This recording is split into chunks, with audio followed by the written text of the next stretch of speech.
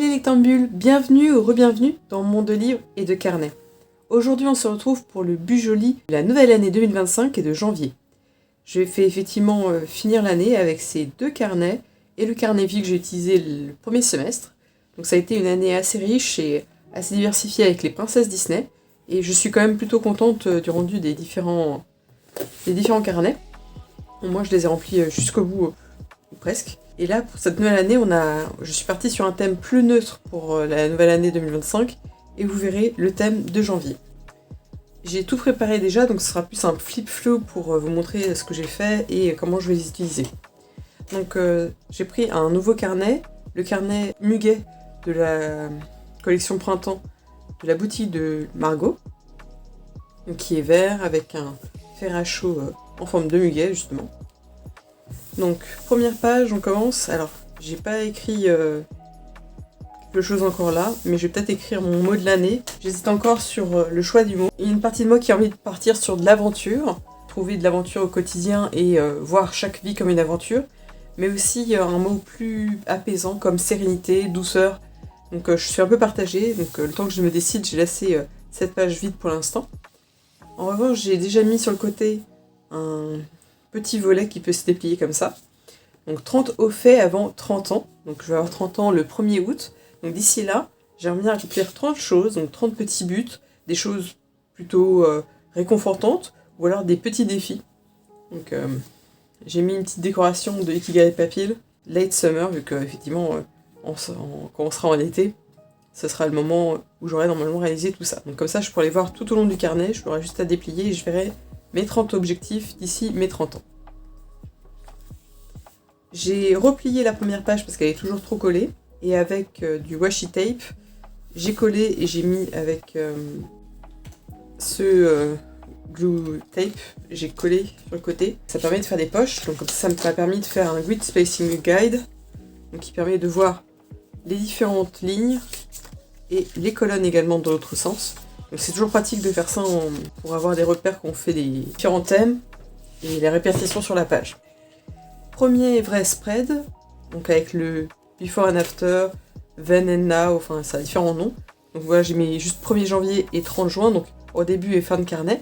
Je vais écrire ici tout ce qui concerne actuellement mon but, ma crainte, un livre que j'ai beaucoup aimé, un film que j'ai regardé, une série que j'ai regardée, une chanson, de la nourriture, de la boisson, un événement particulier, si je suis fière de quelque chose et si j'ai des projets.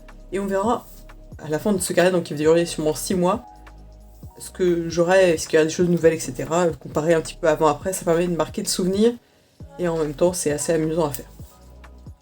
Là on a une roue de la vie, donc aussi appelée Level 10 Life ou encore roue de l'introspection. J'ai repris plus ou moins les catégories que j'avais vues dans le carnet vie de la boutique de Margot. Et j'ai fait ensuite une sorte de roue comme ça pour qu'on voit les différentes évolutions. Et j'ai encadré les zones que je voulais travailler le plus. Donc santé mentale, santé physique, contribution, évolution, équilibre de vie, expérience de vie, liberté, famille, couple, social, métier, argent, finance, passion. Donc vraiment 14 catégories, de quoi faire un bel état des lieux de ce qui se passe dans ma vie. C'est un peu un sondage, c'est une capture à l'instant T. C'est pas forcément toujours la même chose. Imaginons que je le refasse demain, je le refasse dans un mois, je le refasse même dans une semaine. Ça peut changer, ça peut évoluer. Donc c'est assez intéressant de noter ça. Ça permet de faire un petit bilan pour travailler sur les endroits de sa vie qui ont plus de difficultés ou qui ne nous satisfont pas assez. Donc voilà. Là j'ai écrit vie idéale. J'ai fait une nouvelle petite pochette. Je l'ai décorée avec ce washi tape là avec des feuilles. Et en fait, j'ai écrit sur les différentes petites cartes que j'ai glissées dedans. Donc, ma vie idéale dans 6 mois, ma vie idéale dans 1 an, ma vie idéale dans 5 ans. Et j'ai fait un peu de journaling, ce que j'aimerais bien réaliser si tout se passait bien. Comment je m'imagine dans 6 mois, comment je m'imagine dans 1 an, dans 5 ans. Et faire ce genre de journaling, ça permet aussi de projeter et de faire en sorte que ça se réalise aussi parce qu'on est porté vers cet objectif-là, ça nous fait avancer. J'avais pas dit aussi, j'ai utilisé du washi tape à chaque fois, feuillage, et je trouve que justement les couleurs que j'ai choisies, avec mes Tombow, j'avais pas parlé matériel, tout est en description comme toujours, donc je trouvais que ça reprenait bien les mêmes couleurs, le côté un peu orangé et vert, Donc il y a le Tombow 192, 158, 991 et 020. Donc plutôt olive plus ou moins foncé, du golden et du beige. Donc là on va passer à des sortes d'onglets que j'ai colorié avec les Tombow aussi. Donc on commence avec la partie plutôt lecture, culture. Là j'ai fait un bingo culture, donc par rapport aux films, aux séries, aux jeux vidéo, autre que la lecture, enfin voilà, tout ce qui peut paraître à la lecture et à la culture en général. Donc si je fais une action, je pourrais la remplir. Et si je remplis une ligne complète, une colonne complète, une diagonale, j'ai le droit d'acheter un livre. Donc comme ça peut un peu limiter mes achats. S'il faut que je réalise au moins une ligne entière pour pouvoir en acheter un autre. Mon objectif, en fait, c'est de lire en priorité les livres que j'ai déjà et pas en acheter d'autres et toujours agrandir ma pile à lire. Pour la décoration, c'est du washi tape en fait avec différents personnages. Donc j'ai mis un peu des décorations comme ça, c'est assez simple à faire. Et pour tout ce qui est les petits ronds ici, c'est Higai Papier encore une fois, Tom in Japan Circles. Donc ça fait une petite déco jolie mais minimaliste. À côté on a les stats de lecture, donc le type de lecture physique en audio ou en e-book. Je lis très peu d'e-book, donc je pense pas que j'en ferai beaucoup cette année encore.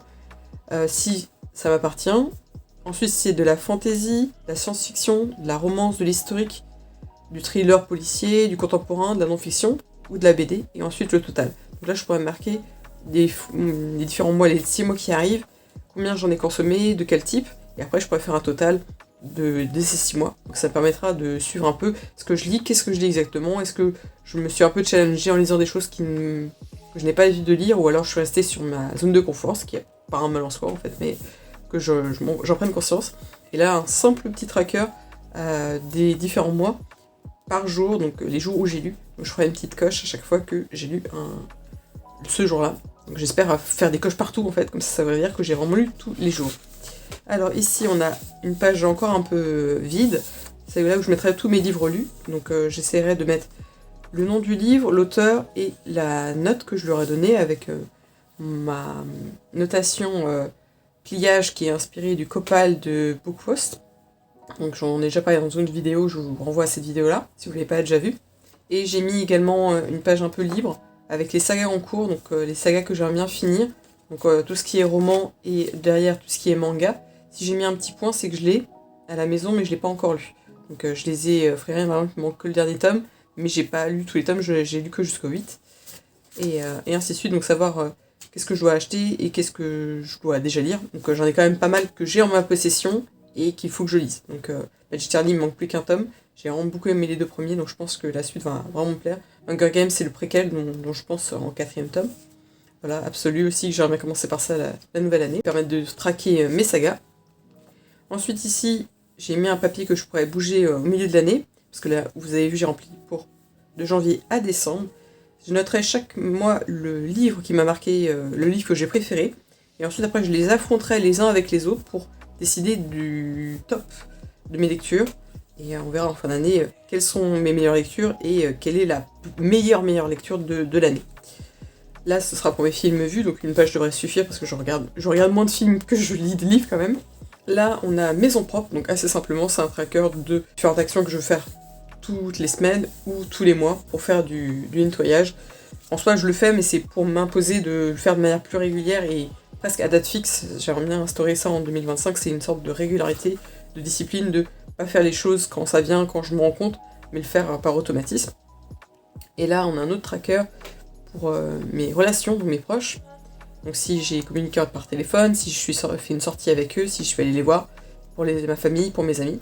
Et là, je pourrais noter les souvenirs si on a eu des moments vraiment marquants. Donc mettre en valeur aussi ce que je fais avec mes proches, créer des souvenirs. Parce que je trouve que je laisse un peu trop... J'ai envie de leur parler, j'ai envie de leur envoyer un message, j'ai envie de leur téléphoner, mais je le fais pas. Et après, je me dis, ah bah, ça a pris trop de temps, maintenant, ça ferait un peu bizarre si je leur parle maintenant. Alors qu'en fait, non, dès que ça me vient, il faut que je le fasse. Et c'est pour m'inciter à faire ça. Page suivante, on a une double page un peu d'âge d'or, vu que là, en fait... c'est derrière la page. Cette page, elle est un peu à 4 pages en une. Donc c'est quête du quart 1, donc des premiers 3 mois de 2025, janvier, février, mars. Et donc les relations, comme je disais, qui est un de mes objectifs.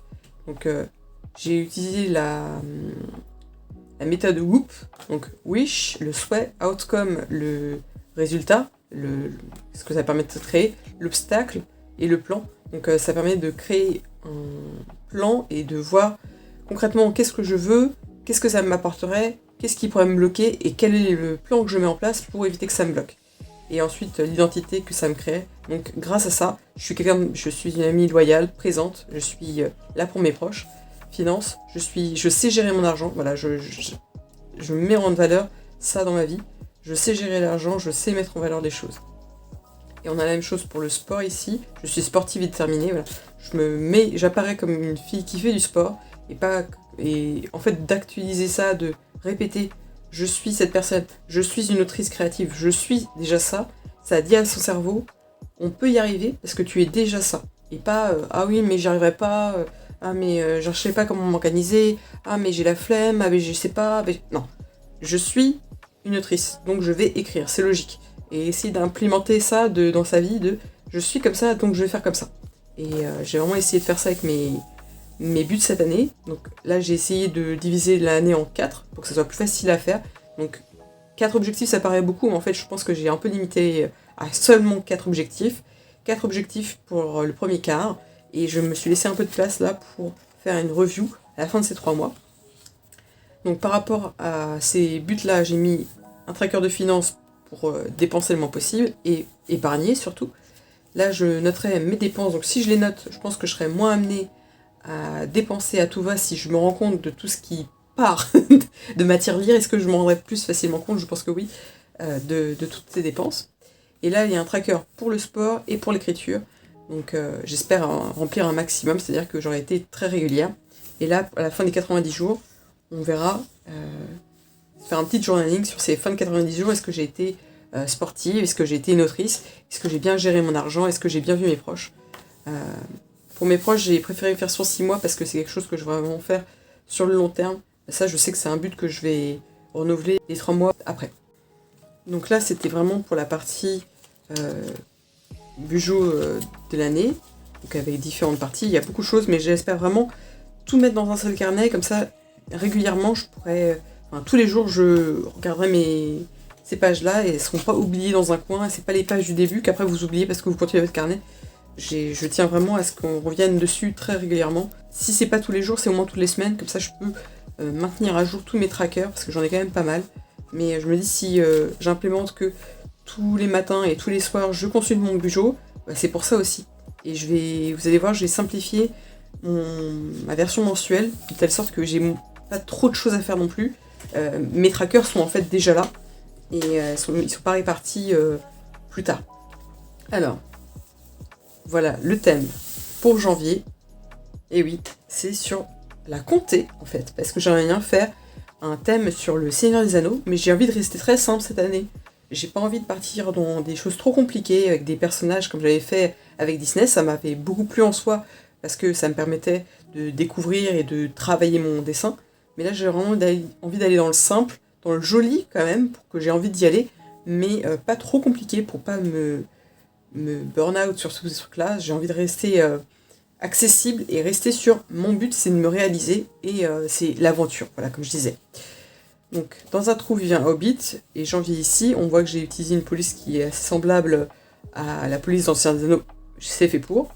Là, il y a une ligne un jour, comme ça chaque jour, j'ai pas forcément le temps de faire du journaling, mais j'écris une ligne pour dire une crainte, dire un rêve, dire qu'est-ce qui s'est passé aujourd'hui qui m'a marqué, un fou rire, quelque chose. Une ligne par jour, c'est pas forcément de la gratitude, ça peut aussi être des choses plus coup de gueule, plus pour me vider, pour me marquer des choses qui m'ont attristé, voilà. Mais une ligne par jour, faire un peu de journaling.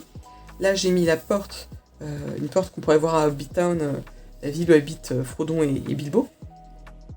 Et quand on retourne, donc c'est une Dutch door, ça permet de voir derrière les différentes pages avec le washi tape. Donc ce washi tape, de nouveau les feuilles, et un comme ça que j'ai mis en double. Et donc cette page-là, on la retourne, et ça permet de voir la page humeur. Donc de ce côté-là, j'ai plus fait une fenêtre avec 31 cases, donc je pourrais mettre avec ce code-là mon humeur. C'est un des rares trackers que je laisse mensuel. Et là, les gratitudes. Donc entre la ligne du jour et les gratitudes, je peux très bien faire un truc qui m'a fatigué, qui a été un peu difficile dans ma journée, et une gratitude pour contraster, pour dire voilà, il y a eu ça qui était bien dans ma journée. Là, je me laisse 2 pages, enfin 4 pages quasiment, de pages de culture. Donc je reprends mon petit calendrier. J'écrirai par exemple, quand je commencerai un livre, un petit 1, et après là j'écrirai le nom du livre, et j'écrirai un petit 1 à chaque fois que je l'aurai lu, hop, je l'ai fini, clac, je l'ai fini à telle date, et là petit 2, et j'avancerai, et je pense faire les chiffres pour tout ce qui est livre, et les lettres pour tout ce qui est film ou série. Mettre un A pour telle série ou tel film, et ainsi de suite, comme ça je pourrais écrire ici, je pense que j'aurai plus ou moins la place ici, voire un peu plus là, et là je me laisse plus de place pour pouvoir faire des petites reviews sur mes livres, sur mes films, et pas juste mettre que j'ai lu ou que j'ai vu, mais qu'est-ce que j'en ai pensé, faire une petite note pliage par exemple, faire un peu une trace écrite de ce que j'ai lu et ce que j'ai vu, et pas juste, bah oui, à cette période j'ai lu ça, mais qu'est-ce que j'en ai pensé, je me rappelle plus, voilà, j'aimerais bien que ça soit encore soit indiqué. Donc c'est pour ça que je me suis laissé beaucoup plus de place, et là, très simple, vous voyez, une semaine c'est juste une page, vraiment des petites cases, juste pour mettre des to-do list. Là, je laisse un peu de place pour des notes ou mettre de la déco. J'hésite encore à peut-être mettre des décorations sur le thème des hobbits. J'hésite encore. Mais sinon, des notes. Quelque chose d'assez court, mais j'ai pas envie justement de faire trop de trucs. L'important, ce sera le tracker de lecture, d'humeur.